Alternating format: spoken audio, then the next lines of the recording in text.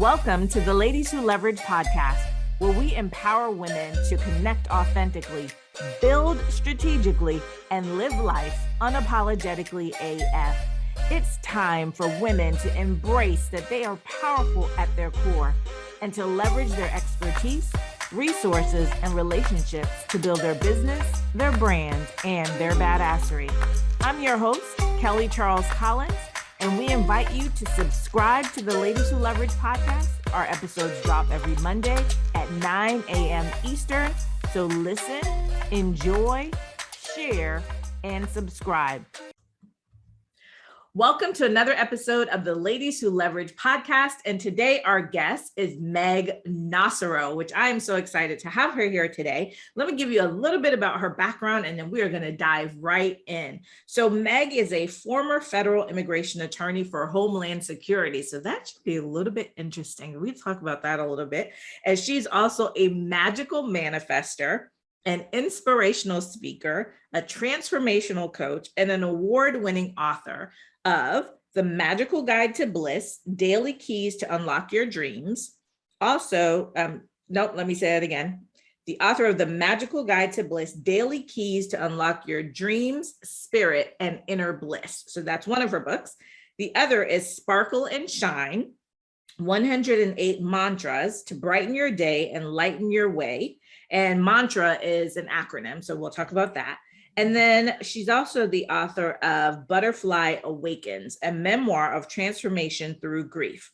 So after Meg was brought on stage in Miami with Oprah Winfrey in 2014, so yes, we want to talk about that too, she founded Butterflies and Bliss and also S.H.I.N.E Networking, which is a nonprofit that provides educational scholarships to young, innovative leaders in her community. And along with online magazines, she's also appeared on CNN Español, book Conline, and hosts her own YouTube and podcast called Manifesting with Meg, Conversations with Extraordinary People. And she just delivered her first TEDx, which is entitled Wake Up, How to Create a Better Story for a Happier Village. Meg, welcome to the Ladies Who Leverage podcast. Thank you so much. I am so excited to be here. I absolutely love your beautiful mantras all around you. I can't even be more inspired than I am right now. So I can't wait for this conversation. Oh, thank you. Thank you. So, we talked before and I was saying to you that I am a former attorney. So I understand all of that transition, but I want to talk about what it was like to be a federal immigration attorney for Homeland Security, especially in the times that we're in. And also want you to give our listeners and our viewers just a little bit more about your background. So speaking directly to the point that I was a federal prosecutor with first it was INS, Immigration Naturalization Services. I had started there in 1996. So I was there during 9/11, and I was there during the transition from INS to DHS when they had a whole new body, I bet it was INS. Yeah.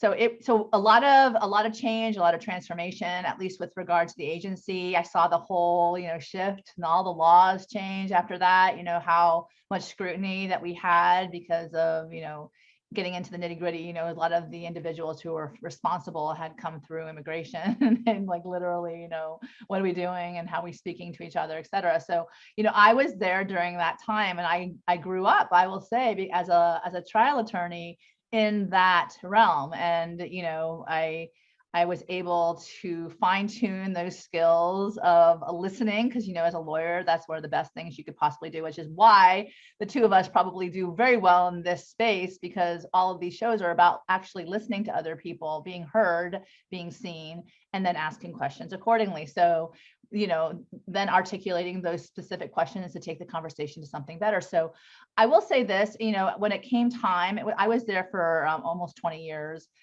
And when it came time for me to make the decision to stay or go, a lot was happening. And you're right, a lot was happening in this country and immigration and that administration, under in 2017, I wasn't really happy with the way policy was moving. And I wanted to be able to look at myself in the face and say, I'm working somewhere that I'm proud of, at least what I'm doing, and I still believe that, there's so many wonderful people in the agency, and what they're doing is valid and important. And, all over the board, we have human trafficking, groups that protect kids that come over the board, things like that. So there's like, I will definitely, speak highly of the individuals that I worked with there for all that time. They're amazing. They care about what they do. They want to help people. And at the same time, they're doing their job, certainly with regard to what's happening. But I did not like the direction the country was going. There was a lot of this us versus them mentality, which is not, what I'm about. I don't want to, berate or blaspheme or anything, another whole group of people based upon just labels. I just felt that that was just so negative and such a bad portrayal of people, mostly coming over the border for economic refugee status, but which is not basically, the laws don't support that. However, I'll not berate that point. It was just time. It was time for me to move on. And it was scary to move on, because for 20 years I had this identity and I was ready to move on, and I didn't know what that really looks like, which, if you have these words like "you got this" and actually doing this, right, there's got to be that like bridge that connects the two, right? The "oh my God, what am I doing?" to "oh yeah, I'm glad I did it." But I was in that, whole of what is this going to look like? Who am I? I asked all those wonderful questions, about, oh, well, I think it came down to the whole idea of my meaning of my life, for my life, right? And what I wanted that to look like, and how, to that point, a part of my story is the fact that my mother passed away in 2011. And before she did die, she said, chronic stress is going to kill you, and have no regrets when it's your time. And I knew that there was something else for me to do here while I'm walking this earth. And that if that was my time right then and there, I would really be regretful. Yeah. I'd be like, no. It's so funny that you say that, because I think that happens to so many of us, right? That all of a sudden, you've been doing this. So same with you. I started practicing in 1995, and I was a trial lawyer. And there were times that I was just getting like, there's got to be something more, like there's this calling, right? And so towards the end, that's really, I kept getting this, there's something more, more. And as you said, like being a lawyer and the skills that we learn, asking questions, being able to listen, being able to analyze information, and, basically regurgitate or, bring, get it together and then ask follow-up questions, serves us so well, right? To be able to do other things. And so what was it that was calling you?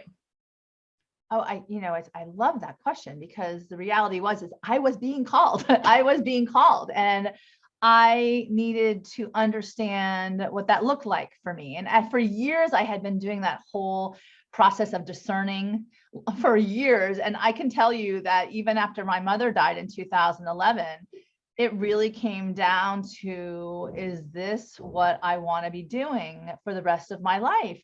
And the reality is I am a very creative person. I love to write. I love to create art. I love to visualize. The creative visualization is where my superpowers lie. I absolutely just love to play with ideas and see where they go. And I just love to plant seeds and see how they grow and all of these things. And it's funny because I worked for the federal government, and you cannot do your own thing there. It's like, you cannot, you can't. It's so funny. It's such a, one of those like, complete, conundrums of life where I found myself, and where I wanted to be. And I really knew, like, there was no, why don't I just hang out here for a little bit and see how things unfold and just play on the other end?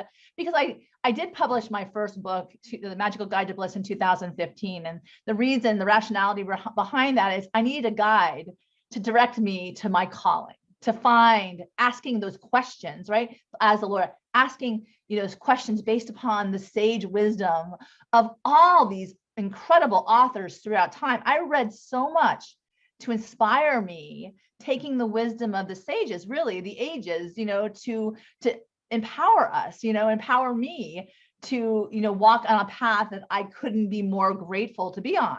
Yeah. And the reality is that, I had to go back to square one. The evidence shows what has worked for me in the past. I generally finish what I start. I've only jumped a couple of times when it completely is not aligned. I'm like, oh God, no, there's no way I'm aligned to this. I am not staying. I will jump because I don't drink the Kool-Aid. That's where that stubborn streak of mine comes out. But it really, the calling, certainly started when I started to play in that creative realm and got excited about what could be, what could this becoming look like? And then start putting myself out there in directions that, I normally wouldn't be as willing to take. I mean, certainly, when you're on stage with Oprah Winfrey and she's in front of 15,000 people telling everybody that, it's time to live the life you want. I have said this before many times. There's no going back from that, right? Wait, we're just not going to be like, oh, the stage with Oprah Winfrey. Yeah. Let's go back. Yeah. How do you get on the stage with Oprah Winfrey in 2014? What's going on? Well, like many people in this world, she is an inspiration. And I usually, we all sat, at least we all, the people that I know, watched her every day, and we were inspired by her every day. And I just really felt like there was a point in time, and I bring this out in my memoir, I was really kind of distraught, sitting, I think it must have been at 1 o'clock in the morning, watching her speech at the Elie Wiesel, the awards, and she was receiving one. And Elie Wiesel, my God, he's the creator, the author of Night, and he was a Holocaust survivor, and he showed the power of the mind over the external circumstances. And she started asking the questions of, why am I here? Who do I want to be? What will I become? And I was just like, I had liked her before, but I was like, oh, and I really felt like in many ways, those aha moments she speaks of, those aha experiences that we have, maybe in the silence of my living room at, 1 o'clock in the morning, maybe a conversation with God, perhaps, if that's something you believe in, that faith component where, okay, what am I here to do? What is that higher calling? You're asking, and how will I answer to that? And that was even before my mother passed away and got sick. So I started going through that whole, like I said before, discerning process, asking those questions and how I wanted to show up in the world and who I wanted to show up with. Oh my God. It's so interesting how two lawyers meet here in this creative realm to inspire others. We would never have met in our worlds before, right? It's just both of us answering that calling, and we find each other. And I love it because I theme my years, and right now, I don't know when this is gonna broadcast, but my birthday is December 1st. And every year on my birthday, I label it. I label what year I want, what word play do I want to evoke, And last year it was effortless joy. And it's interesting because it wasn't all effortless joy, but I learned a lot of lessons when I wasn't in effortless joy to help me somehow, really the lesson of last year was letting go and surrender to what I can do and what I can do, but taking my power back as to what I can do, but letting go to those things that, I no longer have control over, and nor should I. I don't need to control other people, but I need to speak my truth, and I need to honor that. And if people don't want to be a part of that, you just got to okay, detach with love, okay, obviously we're not serving each other here. So that was the lesson of effortless joy, because apparently I needed to learn it because that's what happened. And then this year's magical connections. It's the whole transference because remember, we were all in isolation during, the whole quarantine, and it was, very challenging for the extroverts in the world, and maybe challenging for everybody because you're can it ever be normal again? So, going back to that whole component of Oprah speaking to me over, this YouTube video on Elie Wiesel, I was like, well, the questions really are there for all of us to answer in our own time. It just happened to be, she was the one who was asking them at the time. So I was like, oh my God, I got to meet this lady. I was like, I want to meet her. I always say, be careful of meeting your idols or people who you look up to, because they might disappoint you, because they're human beings, right? Everyone's human. They have bad days, good days, whatever, but put them on the pedestal, they'll fall on their butt faster than you can turn around. my point to that is how it came to be.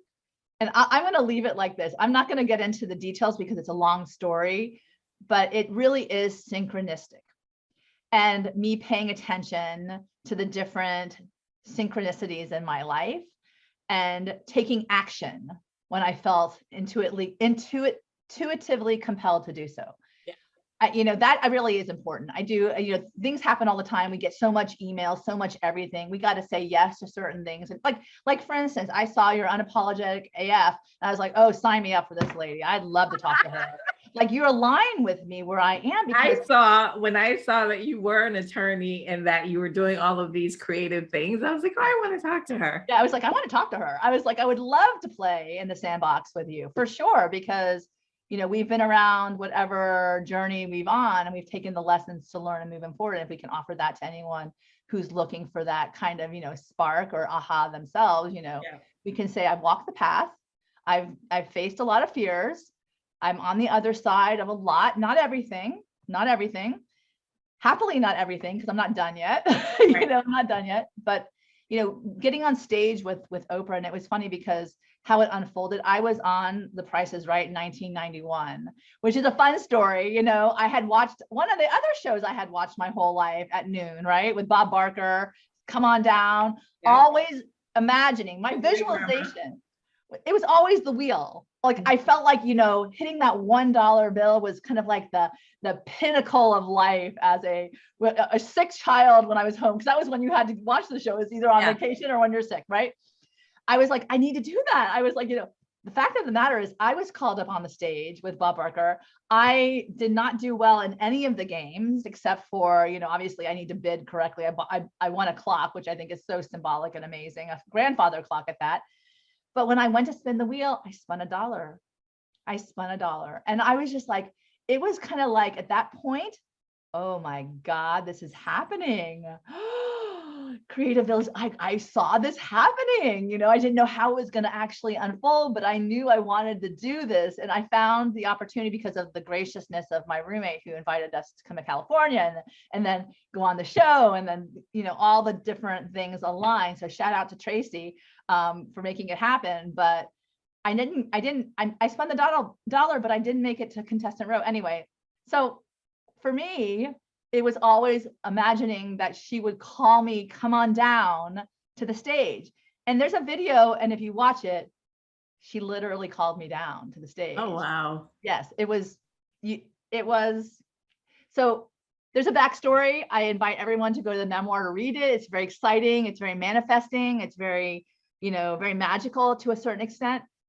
When I was up there, I did feel the presence of my mom, and that has a lot to do with the whole path and this whole belief in impossibilities that are possible. And I don't know, I said to you before, I said, when you're on stage in front of 15,000 people and, she tells you it's time to live the life you want, and, you kind of either take that as a huge sign or you roll back into your closet and never come out again. So I was like, all right, well, I got two choices for me, and that I took as a permission to become as I saw my life unfolding. You talk about being a magical manifester, and I want to talk to you about manifesting because it's one of the things that drives me nuts a little bit in terms of people think of and this is a general statement, so don't get mad, everybody. But a lot of people, you think about doing vision boards or, putting, however you want to call it, pretty pictures, wherever you cut these things out. And then they tell you about manifesting. And I would love to hear what your thoughts are around manifesting, because what you just said, you were saying that, these things come to you, but you have to take action, right? And so for me, what I've heard a lot of people, when they think about manifesting, it's like, okay, I put it out there into the world and it's going to come to me. And it's like, no, it's not. No, like you got to do some things, right? You got to be in spaces. You got to put things into action. So when you talk about being a magical manifester, what does that mean for you? Well, you know, the story that comes up initially when you're talking about this is the guy who wants to win the lottery and he never buys a lottery ticket. I mean, come on, unless you win it because someone buys it and decides to, you know, give it to you. Maybe that's the way it goes about doing that. But, you know, there's certain things that you are empowered to do, you can do in your life. And I think that, you know, clearly the power of intention is there. And I know that's spoken about ad nauseum in the groups of laws of attraction and things like that. I do believe intentional living is very important. I think that you get a lot of clarity around where your focus is when you sit back and do the work to fine tune your desires, your wants in life. And, you know, there's a book that I love. It's by Neville Goddard. It's called The Power of Awareness. And he speaks to the fact that the first stage in any kind of manifesting is to get intentional with your life and not to walk numbly. It's really, really being aware of this consciousness, this living consciously, you know. And I believe consciously can also be taking a day off from the ruminating in your mind. I think that stepping back and just experiencing the beauty of nature or something like that, you know, could fine tune the direction that you might be finding yourself. Because I think we all get caught up in what's not happening. It's not coming to fruition. And I think that we forget that sometimes we can, you know, there's a beautiful verse, and, you know, it's, you know, be still and know that I am God, right? And I do believe after a certain point when we plant those seeds, you know, we have to allow the sun to shine on it and the water to bathe them, and so they rise, you know, so they grow. But the planting of the seeds is really important, that you become a co-creator of your life.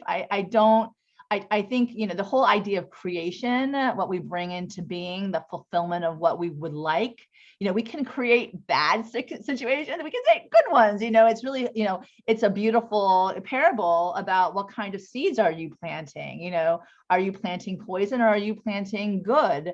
And I think in many ways, a lot of people who want to manifest really wonderful things might be like in this spiral of, you know, my life. My daughter will laugh because sometimes she drives me crazy. She's 12 years old. I love her, but I'm like, she doesn't listen to me for anything. It makes everything so much more difficult. Certainly that's going to serve her in her life. But I'm always like, I hate my life. Oh my God, it would be so much easier if you could just follow what I tell you, right? And the reality is you don't want to control someone else's actions, certainly guide them in a certain way. But after a certain point, we're all human. I keep saying that we're all human, you know, to err is human, to be perfect is divine. I'm not divine. I'm no God. And I will definitely, go back to the notion that, you know, I'm here to do better when I know better. So back to manifesting component. I do like vision boards a lot because I'm a very visual person. And I don't think there's any perfect construct to sit down and do it for yourself. I think that you have to really see what resonates with you. If you're someone who gets really excited by wordplay, if a vision board looks like just beautiful words, like all around, that's great. If you need the wonderful stimulation of, you know, Capri and the Mediterranean over the, you know, the folding cliffs to get you excited about something that you want to go on a trip or travel, then, you know, for all, you know, for your own sanity, go and look at pictures of that, you know, experience that. I do believe you can go in your mind before you go in body. And I think that that is really key to manifesting, is what are you putting into your mind? Really, what are you planting? what are those seeds that you're trying to grow? And, you know, I personally think that if you're in a bad place, cause, you know, I mean, I can tell you, I was underground for like a couple, you know, days. I decluttered. It really made me feel better. I like do those things that levitate you or lighten your life, and perhaps not engage in people that trigger you at the same time. I think even all of that you're saying, right?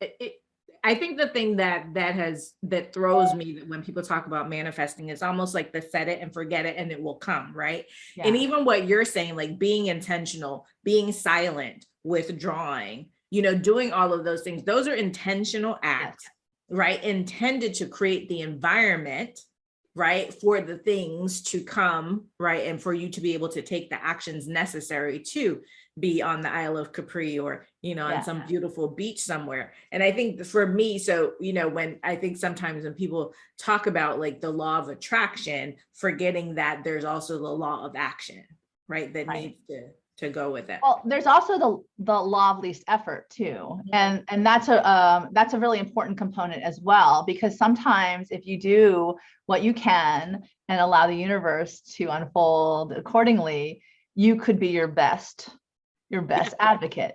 And you know, I do like to, and I love, because my TED was based in the whole fact of all the world's a stage, right? If you're like, we all love, we're engaged in stories, great movies, great shows, great TV, great movie, like things like, you know, I think that, you know, are just at the end when you leave the movie, you're just like, oh, you're like, you cried, you laughed, you had the best like emotional experience because they just pulled you in. Well, you can do that for your own life, your own stage, and you know, and I think that really falls around curiosity, really like getting curious as to who shows up, and you're like, and then seeing how your energy feels around those people. Another very important component of the whole manifesting intentional, being aware. Like, I mean, you know, I always say that sometimes as a lawyer, we always, like, you know, you don't have to go to every fight you're invited to, right?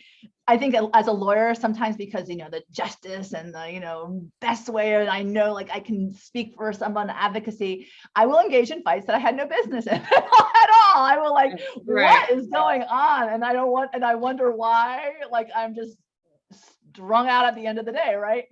I'm learning to step back and actually taking my power back and saying, yeah, no, I'm not, this is the red herring in life, and I'm not buying into not gonna that. engage. You have to protect, you have to protect your peace. Like, you have to do that. Protect your peace. Exactly. Beautifully said. Now so we were talking about your books, and all of your books seem to have something around bliss, right? And you talk about, you have the Butterflies and Bliss trilogy. Yes. So I want to make sure that we talk about that. I love butterflies. I have a whole back, my whole back is tattooed, like the whole right side of my back is tattooed with butterflies. I love it. I love butterflies and what they symbolize. So talk about that. Talk about Butterflies and Bliss, and, you know, why you founded the nonprofit also.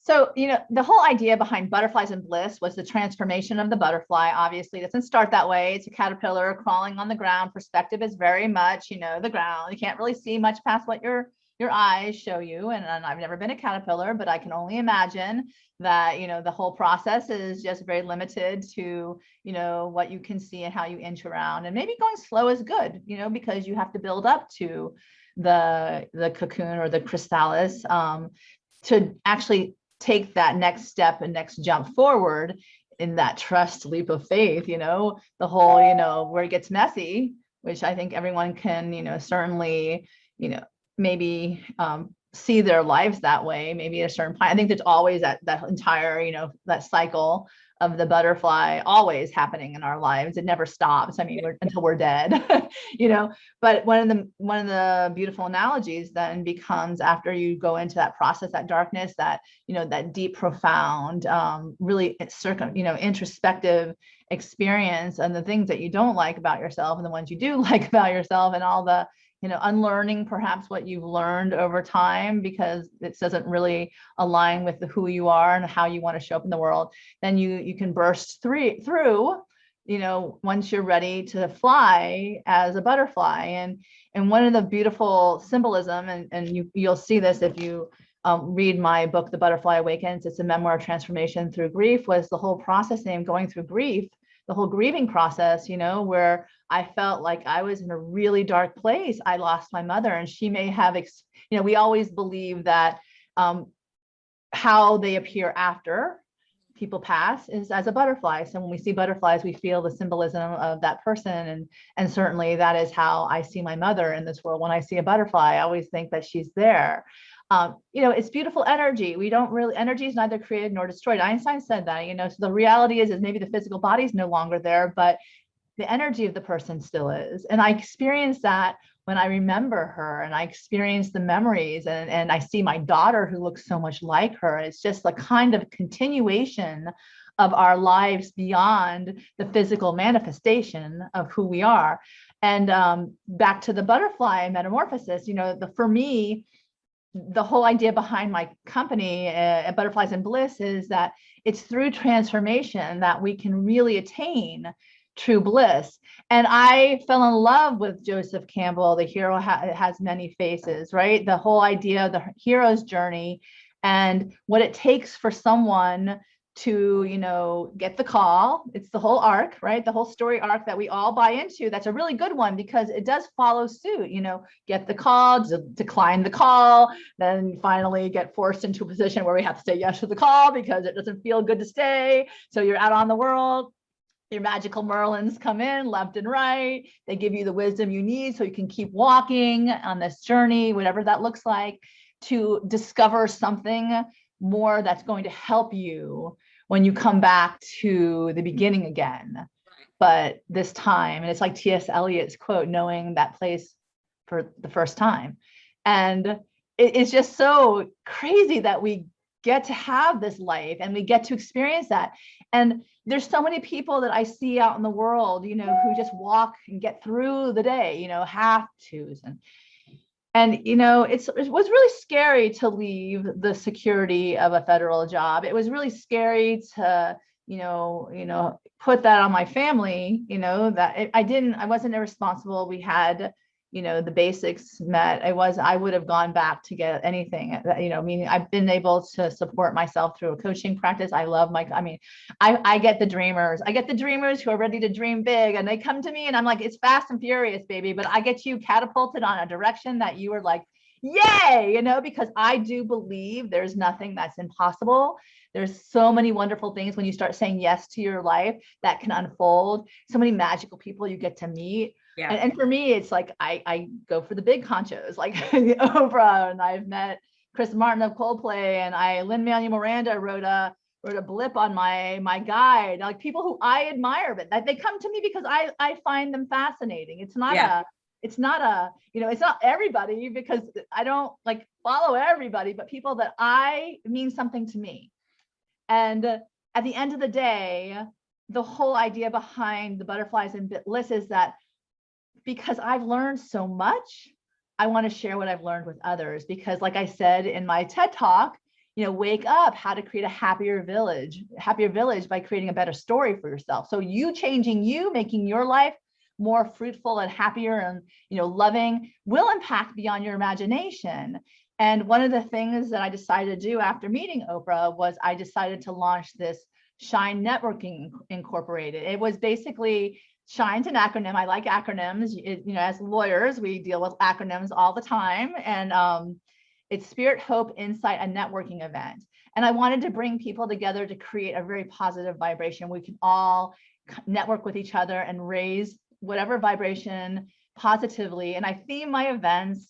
We started off with Claim Your Tiara. I'm a tiara girl. I can show you. I've got 10. I know. Where is your tiara? Because I saw. Oh my God. How did I not have it right by my side? I think it's over behind me. You can see it on my desk. There's like 5 of them. Okay. I do have my butterfly crown today, but hey, there you go. Yeah. My butterfly crown. Yeah, I'll even wear it for you.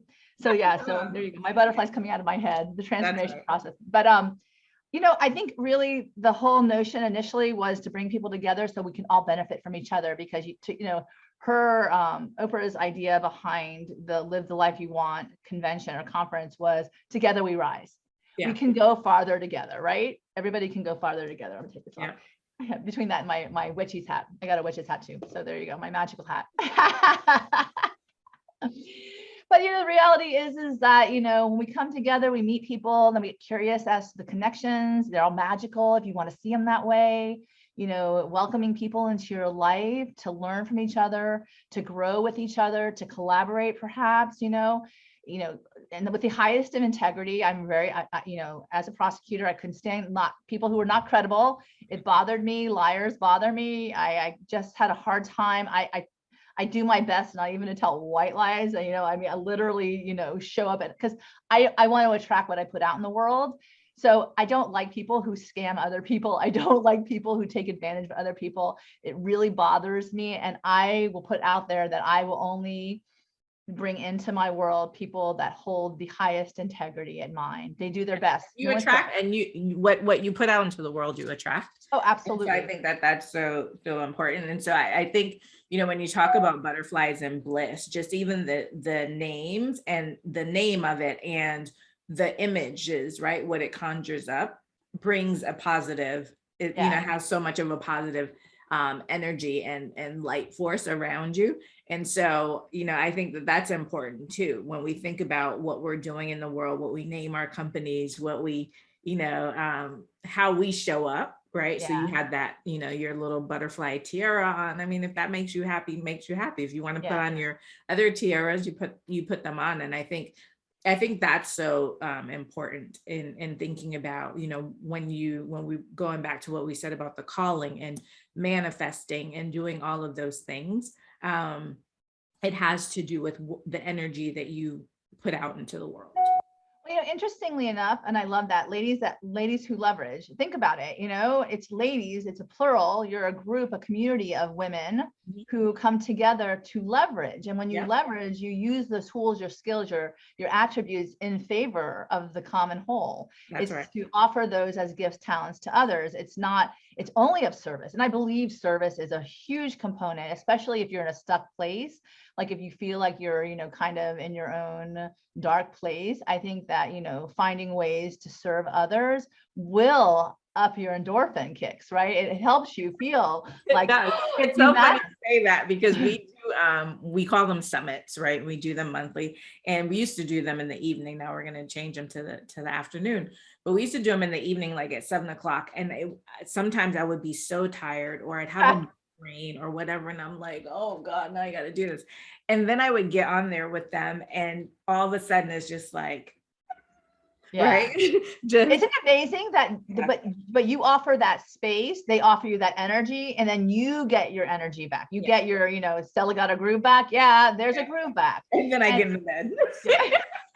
But in that space, you're so right in that space, the vibration and the energy that's in that space, in that giving and that serving, it does make you feel better. It's beautiful. I think that, one of the things that I really do appreciate during the holidays is truly people do start to show up a little differently in that merriment spirit. And I think that even saying happy holidays, who cares about whether it's Christmas, Hanukkah? I don't care. Happy holiday, happy day, if you want to, don't get lost on the PC of it all. Just smile and say, oh my God, have a wonderful holiday season. Merry Christmas, happy Hanukkah, happy Kwanzaa, whatever the heck you want to happy the person with, but it's that whole, I see you and I really wish well for you.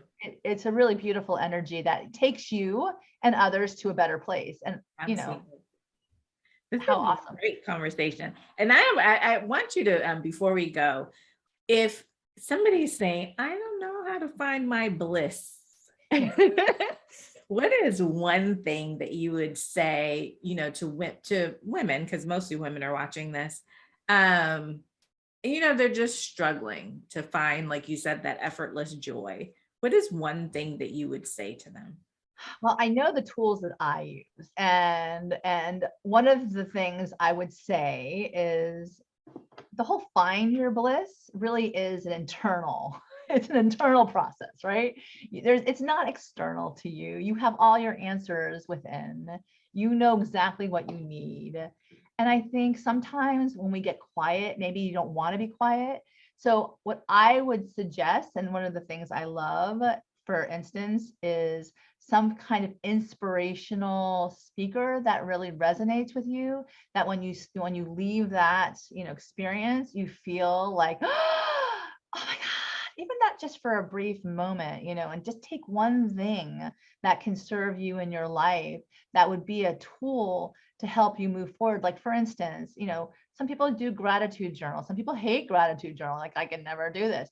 But maybe you have an I am manifestation that you want to process. I love affirmation. I wrote a book on it.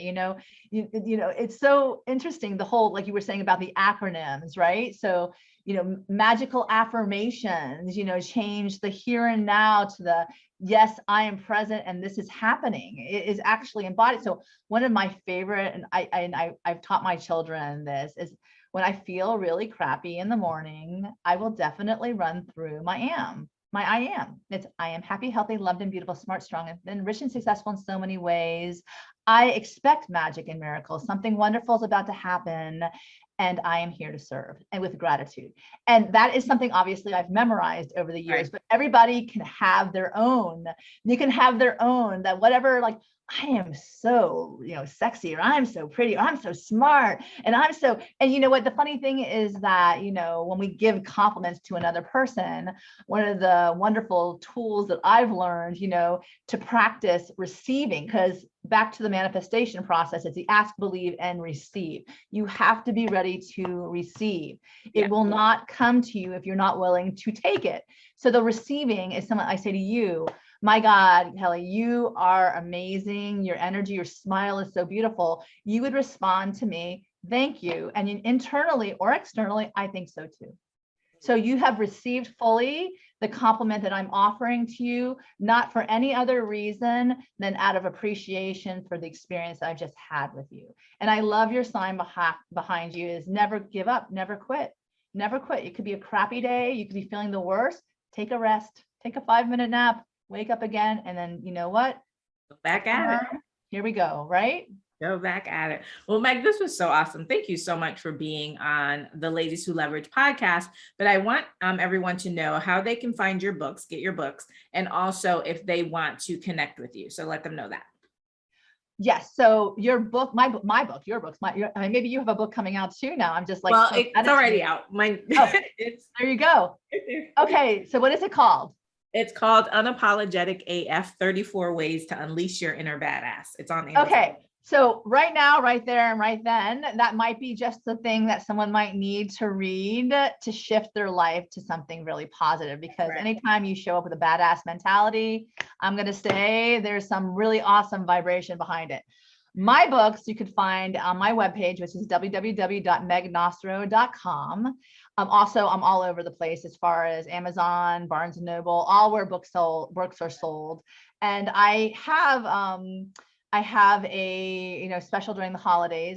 Like I said, I don't know if you're going to air this now, but I'm signing books. So you can contact me directly at megnocero@mac.com to get my magical guide to bliss. It really is my favorite because I will say this. All of the wonderful things that I've done, if I ever need more inspiration, I go back to the beginning and follow my guide. And it's something that I offer in service to others to help them as well. And just, what I would say also is really kind of cool is that when you're looking for something wonderful, just pay attention all around you because it could be just waiting to find you as much as you're seeking it. It's all about that whole process of ask, believe, receive.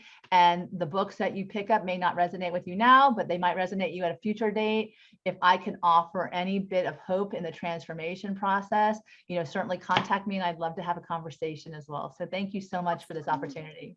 You're welcome. You're welcome. Well, everyone, thank you so much for joining us on this episode of the Ladies Who Leverage podcast. Remember, our podcasts drop every Monday at 9 a.m. Eastern Standard Time. So make sure that you subscribe so that you never miss an episode. And if you are a female entrepreneur or businesswoman, business owner, who is looking for a safe, supportive ecosystem where you can connect with other badass women authentically, where you can build your business strategically and live life unapologetically AF, then I would love to invite you to check out our community, Ladies Who Leverage. We are an exclusive community by application and invite only. But if you meet the qualifications, I would love for you to apply so we can have a conversation and see if it's time for you to join us in our Ladies Who Leverage community. You can also follow us on Instagram and Facebook at Ladies Who Leverage. And if you want to know all about Ladies Who Leverage, go to ladieswholeverage.com And in January 2022, our magazine will be launching the Ladies Who Leverage Visionary Life magazine. So you can join and follow and connect with Ladies Who Leverage all over the place. We have an entire ecosystem. So wherever you are in your journey, I hope that you will join us in ours. So take care. And until next time, have a great day. Thank you for joining us. This podcast has been brought to you by Lady Lawyer Media. Make sure that you subscribe so that you never miss an episode. And if you are a female entrepreneur or business owner and you're looking for a safe, supportive ecosystem to create and share ideas and information, build a thriving business, and live life unapologetically AF, then I'd invite you to apply to Ladies Who Leverage. We're an exclusive community of badass female entrepreneurs. So if that sounds like you, go to www.lwlcollab.com. That's LWLCOLLAB as in boy.com so that you can apply to join us in our amazing badass network. And until then, I want you to unleash your badassery and live life unapologetically AF.